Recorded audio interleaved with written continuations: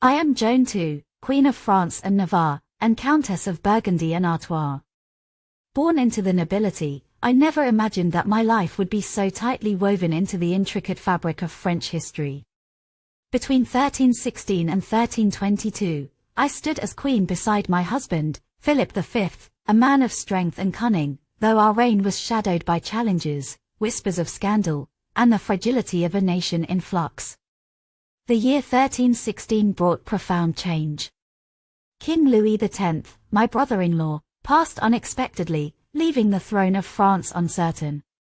His daughter, Joan, was young and vulnerable, but I knew Philip's ambition would not allow a child to wield the crown. Thus began the tense discussions and decisions that eventually led to Philip's ascension. As his wife, I became queen, though not without controversy. Some questioned the legitimacy of our claim, yet Philip's intelligence and decisiveness won the support of key nobles. Though crowned queen, I remained acutely aware of my precarious position. The shadow of my past loomed large, those accusations of infidelity during the infamous Tour de Nesle affair years earlier. False as they were, they threatened to tarnish my name and undermine my role as queen. I remember vividly the whispers that followed me through court, the careful glances of those who dared not challenge me openly. But I held my head high, determined to prove my loyalty to Philip and my worth to the French people. As queen, I embraced my responsibilities with fervor. My primary role was to secure the lineage of the Capetian dynasty.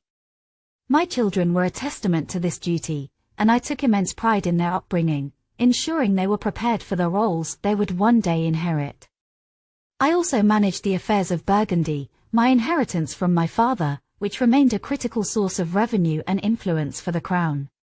Those were difficult years for France. The kingdom faced financial struggles, and Philip worked tirelessly to implement reforms.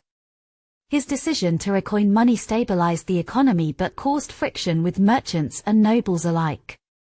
I supported him as best I could, hosting diplomatic gatherings to strengthen alliances and ensuring the court's stability during turbulent times. I must speak of the church, for it was central to our reign. Philip sought to align with its authority, and I devoted myself to acts of piety. Together, we established charitable foundations and supported ecclesiastical reforms, striving to present ourselves as protectors of Christendom. But my personal struggles were ever present. I yearned for the respect I once commanded as Countess of Burgundy, a position I held with great pride before becoming queen. Though I was crowned, there was always a sense of constraint, as if my identity as Joan of Burgundy was eclipsed by my new role as Queen of France. By 1322, Philip's health waned. I cared for him with all the devotion I could muster, though my heart ached at the thought of what lay ahead.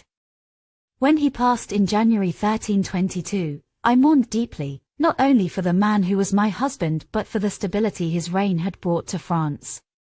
After his death, my life became quieter, though I continued to manage my lands and guide my children. I look back on those years, 1316 to 1322, as a time of trial, triumph, and transformation. I was a queen, a mother, and a steward of Burgundy, each role demanding a piece of my heart.